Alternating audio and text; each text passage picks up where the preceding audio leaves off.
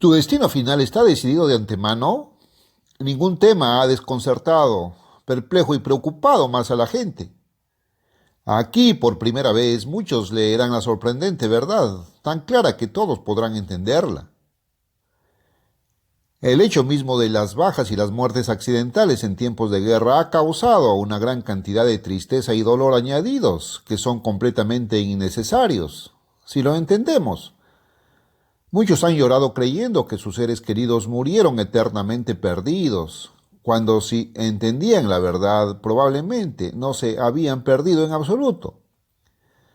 Hace varios años, un hombre bastante preocupado por el tema de la predestinación acudió a cierto ministro. ¿Crees en la predestinación?, preguntó. La Biblia lo enseña, hermano, fue la respuesta del ministro. El ministro se esforzó por explicarlo. Pero eso no significa, realmente dijo, que no tengas nada que ver con tu propia salvación.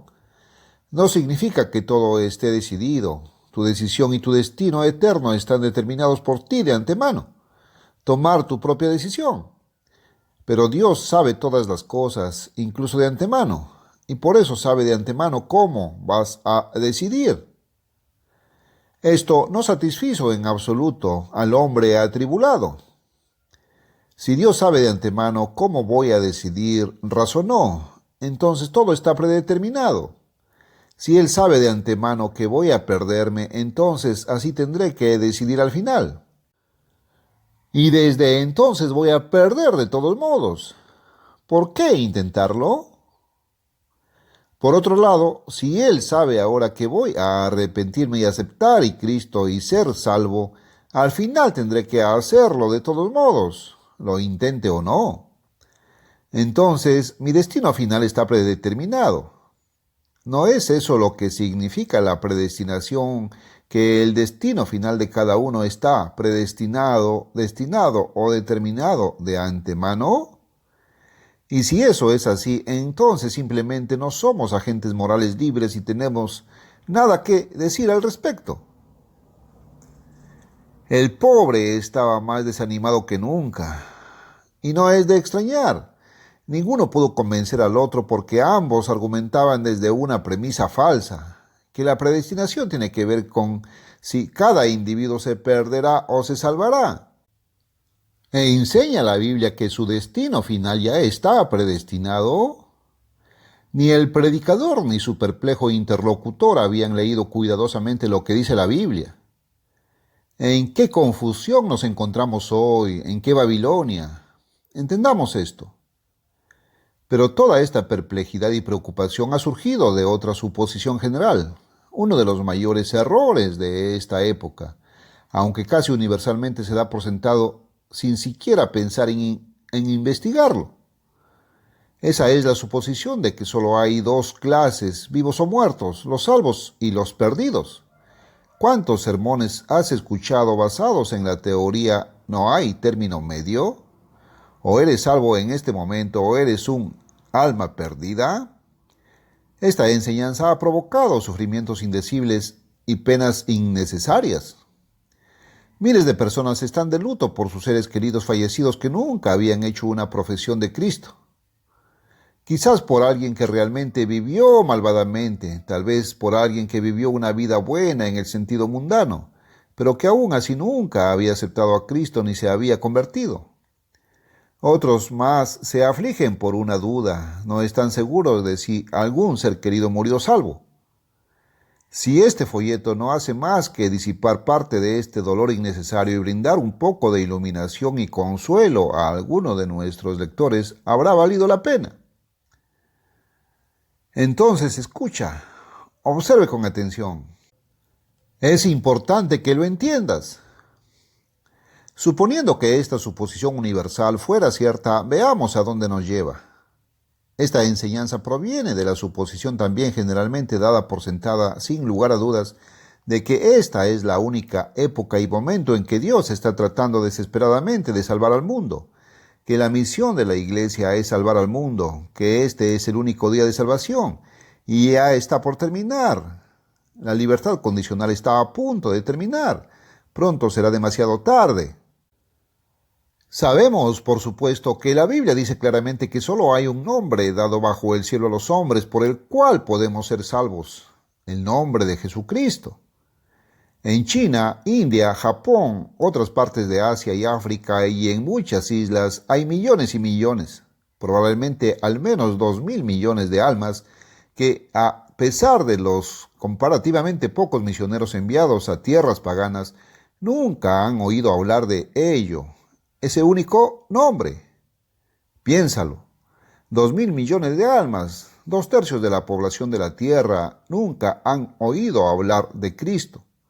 Simplemente no saben acerca de la salvación del pecado, el plan de Dios para la vida eterna, y nunca han oído el verdadero evangelio. No se pueden salvar. Y ahora preguntémonos, ¿podemos creer que un Dios de amor trajo a estos individuos al mundo sin su conocimiento o consentimiento, les permitió vivir y morir sin haber escuchado nunca el precioso evangelio? ¿Que Dios simplemente los ha consignado al castigo eterno porque ellos nunca tuvieron una oportunidad? ¿O creemos que de alguna manera los salva si viven lo mejor que saben, sin haber conocido y aceptado a Cristo, sin haberse convertido? ¿Hay entonces algún otro nombre, algún otro camino a la salvación y a la vida eterna que por medio de Jesucristo nuestro Señor? Ciertamente no podemos encontrar tal enseñanza en la Biblia. Entonces, ¿cuál es la verdad? La sorprendente verdad es que esta no es la época en la que Dios está tratando de salvar al mundo entero. No es el único día de salvación. Más bien, ahora nos acercamos al final de los 6 días hábiles de la semana milenial asignados a Satanás. Las Escrituras revelan claramente a Satanás como el Dios de este mundo, de esta era, el príncipe de la potestad del aire, el verdadero gobernante espiritual de este mundo actual. Él está en el poder. Ofreció entregar este poder a Jesús y tan solo adorar a Satanás. En realidad, Jesús ganó el derecho a ese poder, destronar y reemplazar a Satanás en el poder, al resistirle en esa tentación. Cuando Cristo venga a gobernar, Satanás será destronado y completamente despojado de su poder. Pero ahora tiene poder. Satanás retiene ese poder solo con el permiso expreso de Dios. Dios, para todos los propósitos prácticos, ha entregado 6 días de una semana milenial aproximada, cada día 1000 años reales, a Satanás. Para Dios un día es como 1000 años y 1000 años como un día. Forma un periodo general de tiempo, segunda de Pedro 3:8. Los principios de Dios nunca cambian.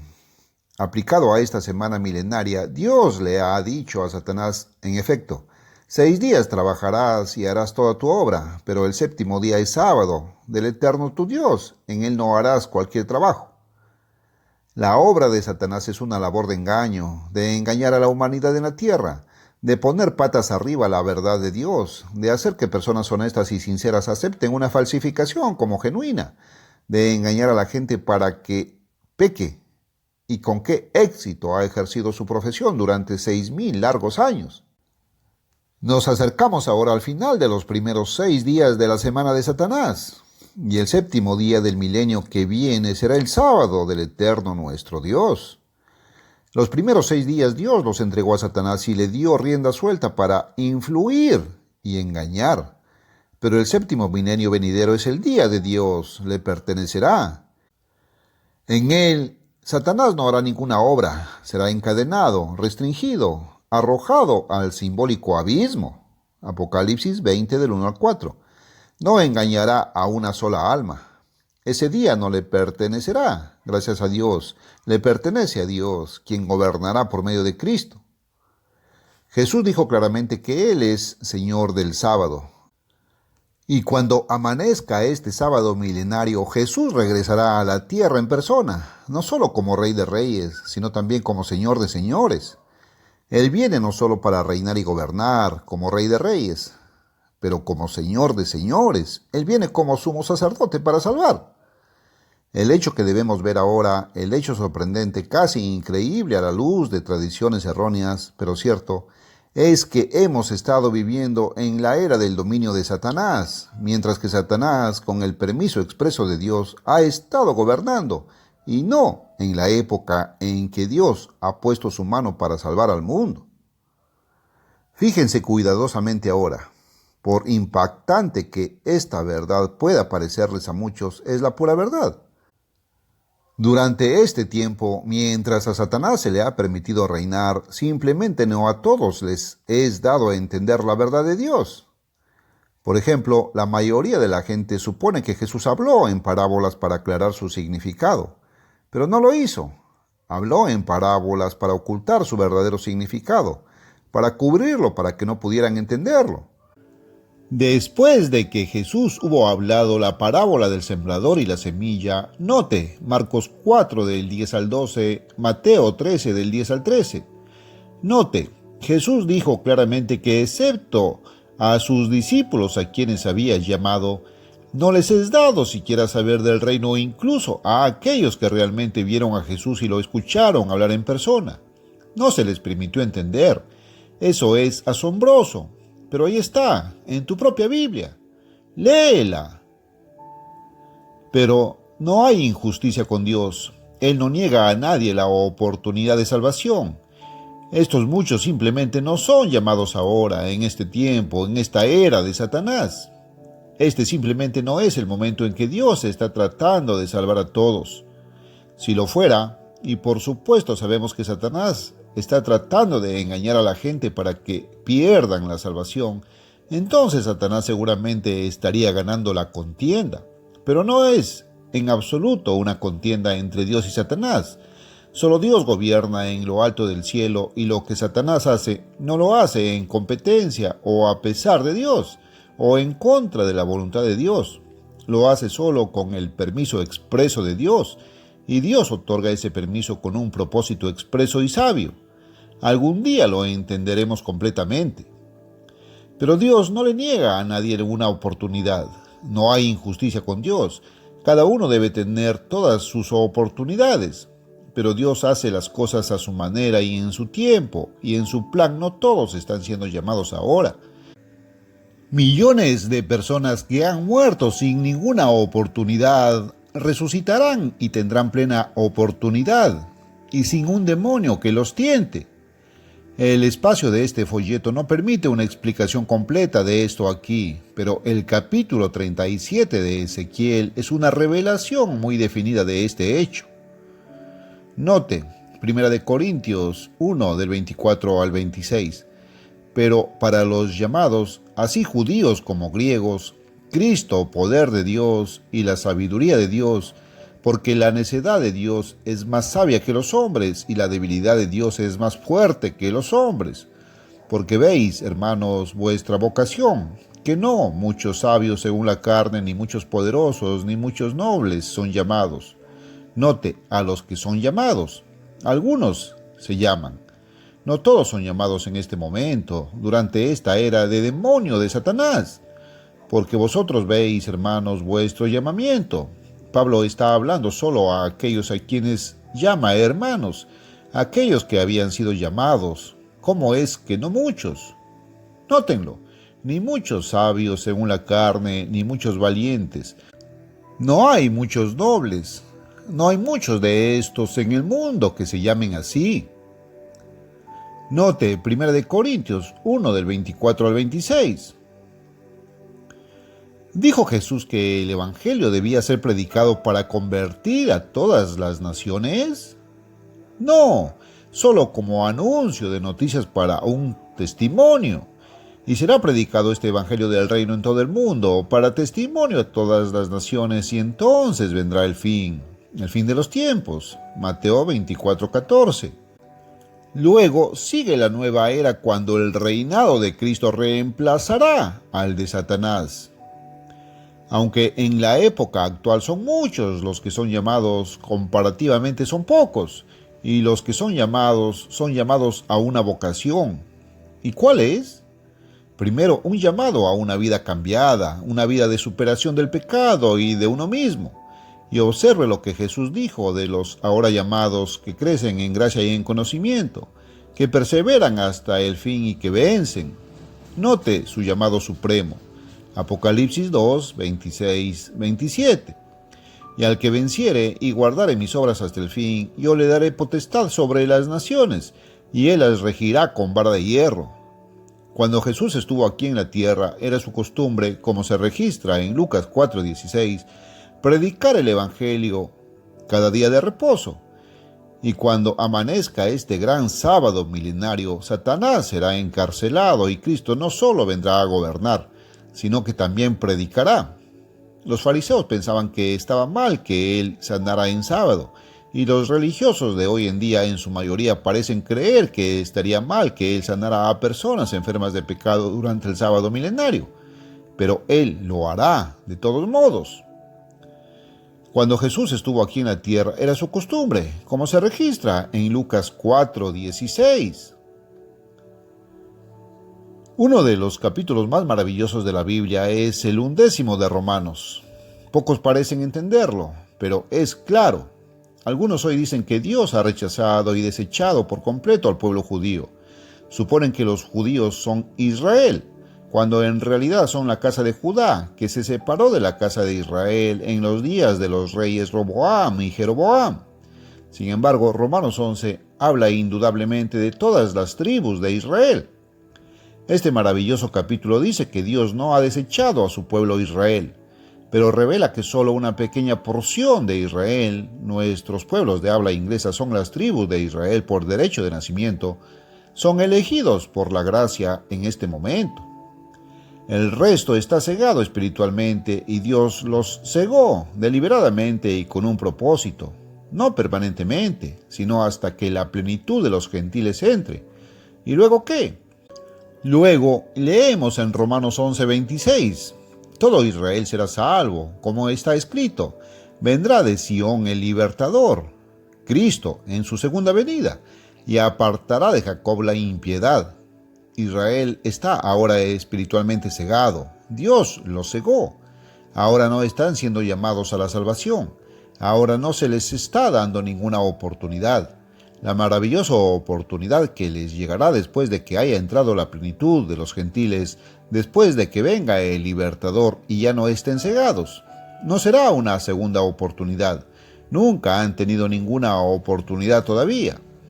Y si podemos entenderlo, este capítulo que trata del Israel nacional y carnal se refiere a nuestra propia raza, nuestros pueblos de la mancomunidad estadounidense y británica, así como al pueblo judío.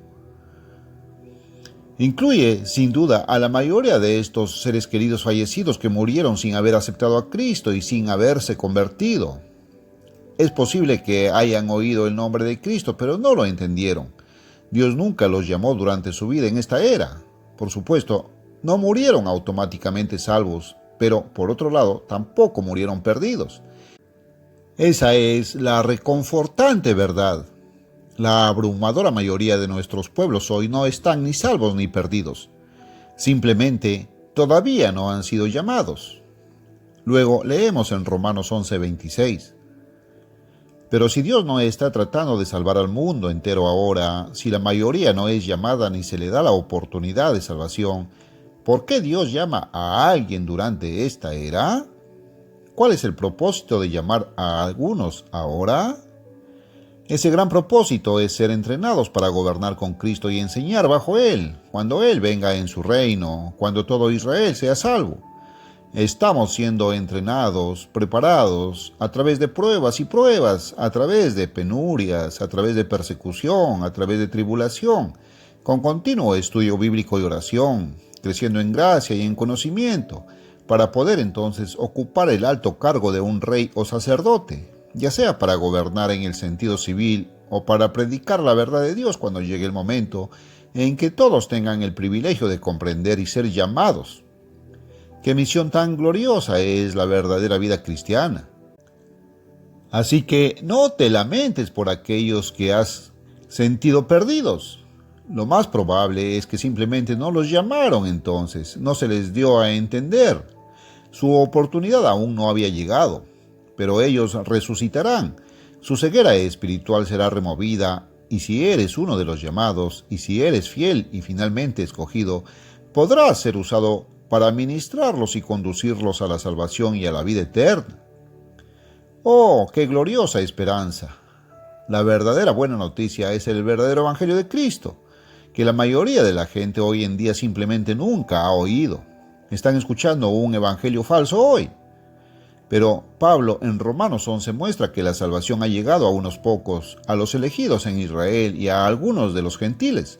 ¿Y por qué?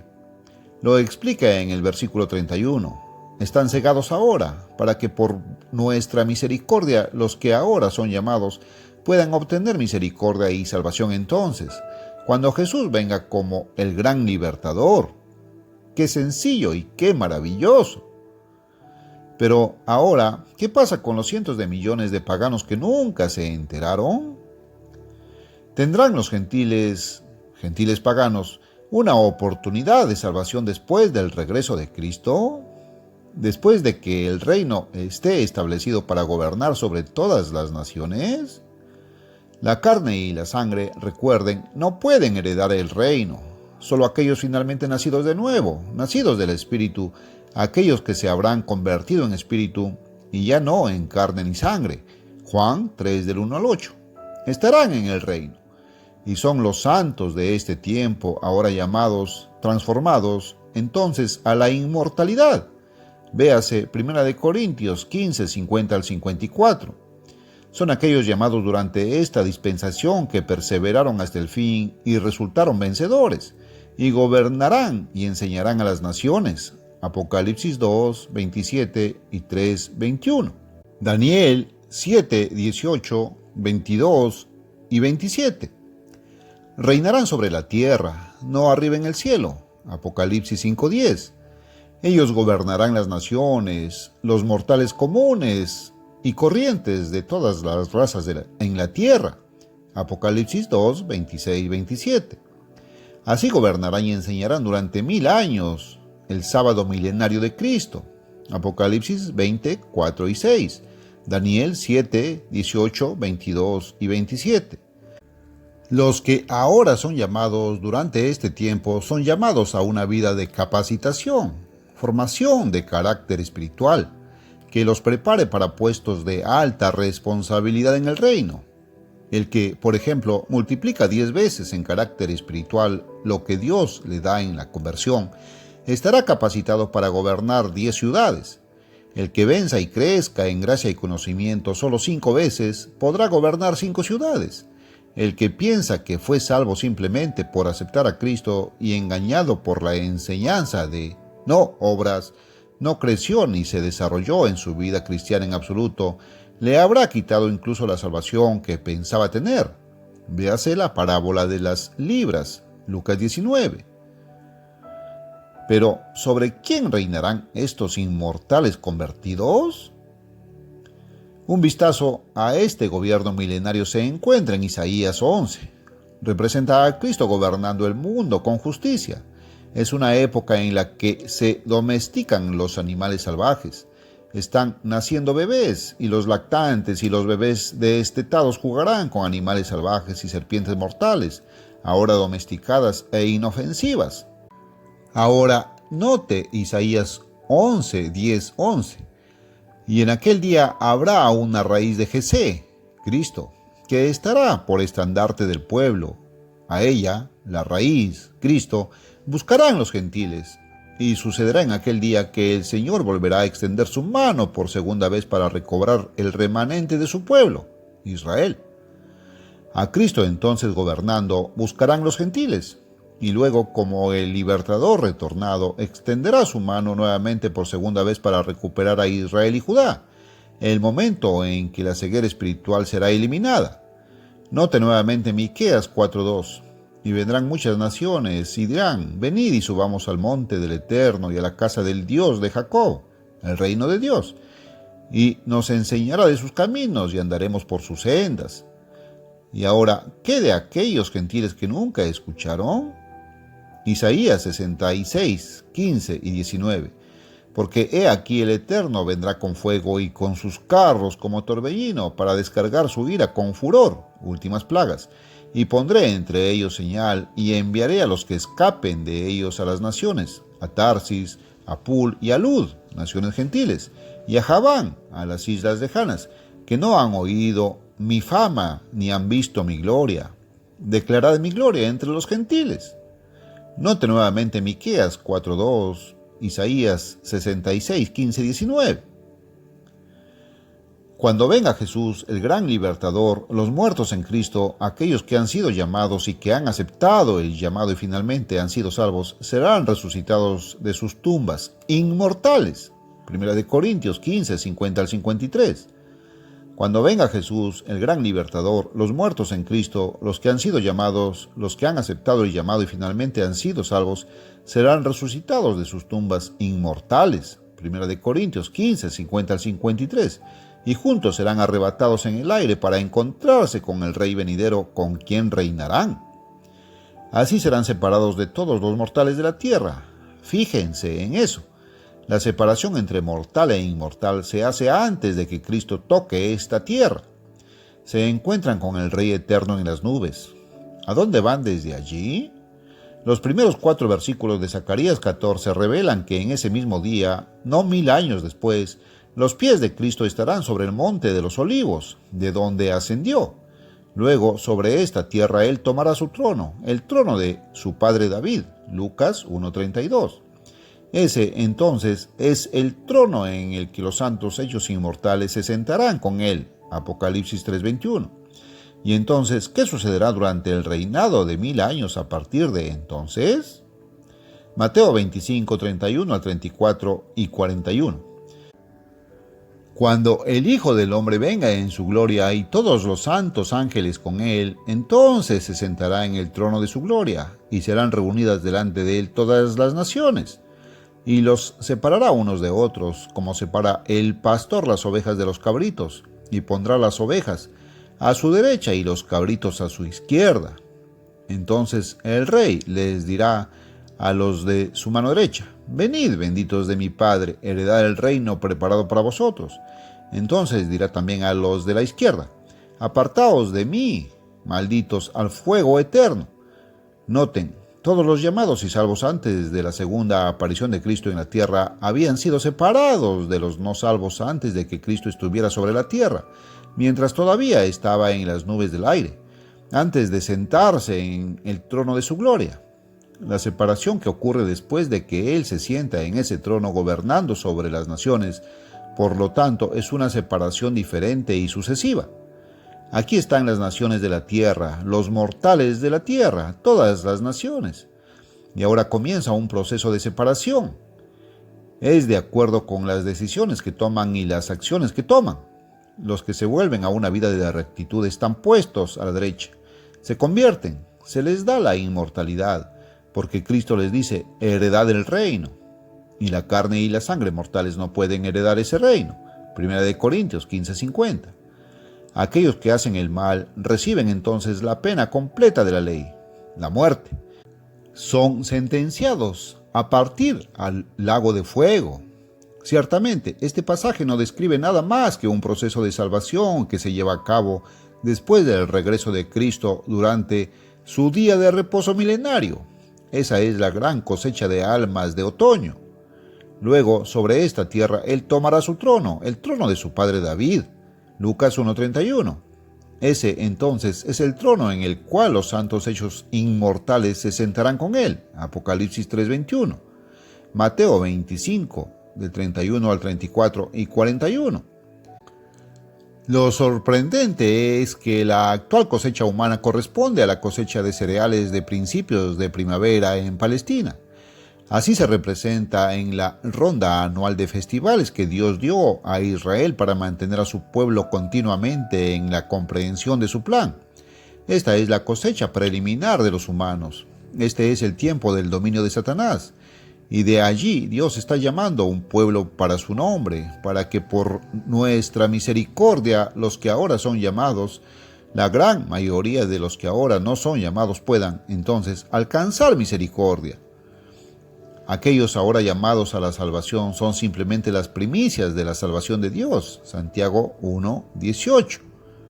Están llamados ahora a prepararse para el oficio de rey o sacerdote, para llegar a ser el instrumento mediante el cual Cristo realmente salvará al mundo cuando llegue su tiempo. ¡Qué glorioso plan y evangelio! Pero dirán algunos, ¿no es esta la doctrina de una segunda oportunidad? Absolutamente no. Un texto debería dejarlo claro. Hebreos 10, 26, 27. Si pecamos voluntariamente después de haber recibido el conocimiento de la verdad, ya no queda más sacrificio por los pecados, sino una terrible espera de juicio y de fuego de indignación. Aquellos a quienes no se les ha dado a entender, aquellos que ahora no son llamados, no han recibido el conocimiento de la verdad. La mayoría no lo comprende realmente, porque la verdad es conocimiento espiritual y el conocimiento espiritual no puede transmitirse naturalmente a una mente humana mortal. La verdad espiritual se revela. Nadie la recibe, aunque sus oídos escuchen las palabras o sus ojos las lean, excepto cuando Dios abre su entendimiento y por su espíritu les revela la verdad. Pero si uno ha sido verdaderamente llamado por Dios, convencido por el Espíritu de Dios, su mente abierta al precioso conocimiento espiritual de la verdad, entonces, si ese hombre peca voluntariamente, deliberadamente, intencionalmente, sin resistencia, ese hombre ha tenido su oportunidad, no tendrá otra durante el próximo milenio. Los que entonces serán salvos son aquellos que hasta entonces no han sido llamados. Son aquellos que nunca tuvieron una oportunidad anterior. En el tiempo de Dios, según su plan, todos tendrán su oportunidad, pero cada uno en su orden. Los que nacieron y vivieron primero reciben el suyo al final, y los que nacen últimos son los primeros. La ilustración del Valle de los Huesos Secos en Ezequiel 37 muestra a toda la casa de Israel, aquellos espiritualmente cegados que vivieron y murieron sin oportunidad, resucitados en cuerpos mortales a la vida mortal, como antes. Muestra que se abre su comprensión, el conocimiento les llega por primera vez. Entonces Dios pone su Espíritu Santo dentro de ellos y son salvos. Un texto debería dejarlo claro. Hebreos 10, 26, 27. Y ahora se deduce que la mayoría de nuestros seres queridos que han muerto sin ser salvos, con toda probabilidad, no murieron perdidos. Con toda probabilidad no fueron llamados durante esta época. Pero su llamado llegará más tarde. Serán resucitados a la vida y se les dará la justa oportunidad. Y tú, si eres llamado, si Dios revela esta maravillosa verdad a tu mente, estás teniendo tu única oportunidad ahora, tu oportunidad de prepararte y capacitarse para ser usado por Cristo en la labor amorosa de ayudar a salvarlos. Entonces, oh, qué gran significado comenzamos a ver en la vida cristiana, qué glorioso propósito, qué grave responsabilidad. ¿Harás segura tu vocación y elección?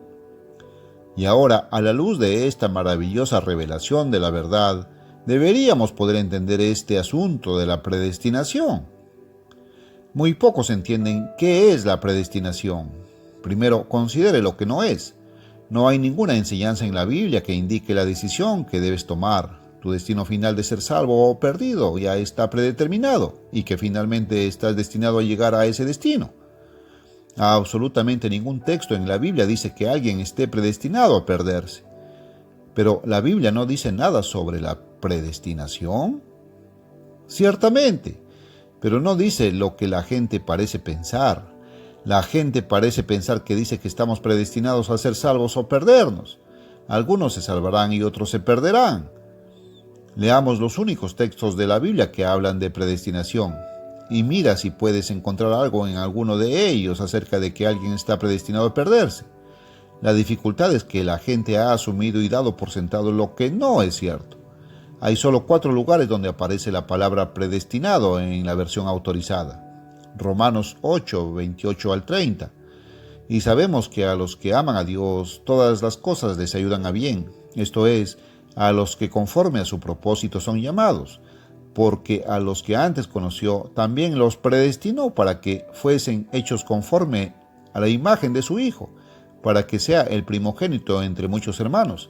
Y a los que predestinó, a estos también llamó, y a los que llamó, a estos también justificó, y a los que justificó, a estos también glorificó. Efesios 1, 4, 5, 11 y 12. Como Él nos escogió en Él antes de la fundación del mundo, para que seamos santos y sin mancha delante de Él en amor, habiéndonos predestinado para la adopción de hijos en Jesús. Cristo para sí, según el beneplácito de su voluntad, en quien también hemos obtenido herencia, siendo predestinados conforme al propósito de aquel que hace todas las cosas según el consejo de su voluntad, que seamos para la alabanza de su gloria, el que confió primero en Cristo. Observe que ninguno de los lugares de la Biblia donde se menciona la predestinación dice nada acerca de que alguien esté predestinado a perderse, predestinado a rechazar a Cristo. Nadie está predestinado a tomar una determinada decisión, a aceptar o rechazar a Cristo, ser salvo o perderse. Pero algunos han sido predestinados para ser llamados a la salvación ahora. Efesios 1, 4, 5, 11 y 12. De los llamados ahora en esta era, fíjense cuándo fuimos llamados. Segunda de Timoteo 1, 9. Dios, quien nos salvó y llamó con llamamiento santo, no conforme a nuestras obras, sino conforme al propósito suyo y a la gracia que nos fue dada en Cristo Jesús antes del principio del mundo. Y como en Efesios 1, citado anteriormente, fíjense bien en lo que dice. Dios nos escogió en Él. ¿Cuándo? Antes de la fundación del mundo. Habiéndonos predestinado. ¿Para qué? ¿Estar perdido? No, hasta la adopción de niños por Jesucristo, siendo predestinados según el propósito de aquel que hace todas las cosas según el consejo de su propia voluntad. ¿Había entonces algún predestinado para perderse? ¿Es la voluntad de Dios que alguno se pierda? Él dice que no. Entonces, no podemos ver que la predestinación no tiene nada que ver con si nos perderemos o nos salvaremos, con nuestra decisión, con nuestro destino final. Observa con atención ahora, siendo predestinados para que seamos alabanza de su gloria, los que primero confiaron en Cristo. Los predestinados son los primeros en confiar en Cristo, simplemente la primera cosecha preliminar de almas. Y ahora comienzas a ver la gloriosa verdad, que la predestinación no tiene nada que ver con tu decisión o tu destino, solo tiene que ver con el tiempo de tu llamado, ya sea que seas llamado ahora, en esta era o más tarde. Nótelo en el pasaje de Romanos 8, 28 al 30, porque a los que antes conoció, cuán grande es Dios. Si eres uno de los llamados ahora, Dios te conoció de antemano, y a los que antes conoció, también los predestinó para que se perdieran. No, para ser conformados a la imagen de su Hijo, para que Él sea el primogénito entre muchos hermanos. Además, a los que predestinó, a estos también llamó. No llamará en el futuro, llamado ahora, en esta edad. Ahí está, nótelo. A los que predestinó, a estos también llamó. La predestinación tiene que ver con ser llamado, no con ser salvo o perdido. Los que ahora están siendo llamados en esta era fueron conocidos de antemano y predestinados para ser llamados ahora, para ser los primeros en poner su esperanza en Cristo. Todos los demás reciben su llamado más tarde. Dios no decide por usted de antemano si será salvo o se perderá. Sí, decidió con mucha anticipación a quienes llamaría en este primer llamamiento para ser sacerdotes o reyes en su reino, para tener parte en la salvación de otros. Qué maravillosos son los caminos de Dios cuando Él abre nuestro entendimiento para revelárnoslos. Nótelo en el pasaje de Romanos 8, del 28 al 30. Hagamos segura nuestra vocación y elección final. No nos lamentemos por los seres queridos fallecidos que probablemente no fueron llamados en esta vida. Dios puede resucitarlos. Ellos surgirán en el juicio del gran trono blanco, y en ese juicio se abrirá el libro de la vida y muchos entonces lo encontrarán. El juicio ahora está sobre la verdadera iglesia de Dios, aquellos ahora llamados, 1 de Pedro 4:17. Y más tarde juzgaremos al mundo. La abrumadora mayoría de los habitantes de la tierra hoy no son salvos ni están perdidos. Su oportunidad aún no ha llegado. Este no es su momento, pero llegará con tanta certeza como la palabra de Dios es verdadera. Esta no es la época en la que Cristo está disputando desesperadamente a Satanás si toda la humanidad se salvará o se perderá. Si fuera, así como la mayoría parece creer, una controversia por las almas ahora entre Cristo y Satanás, entonces Satanás seguramente está ganando la contienda y es una contienda unilateral. Pero Satanás no es más poderoso que Dios. Nos acercamos ahora al final del sexto día laborable de la semana de Satanás. Pronto vendrá el sábado del Señor tu Dios. Satanás será encadenado, Cristo gobernará, predicará y salvará.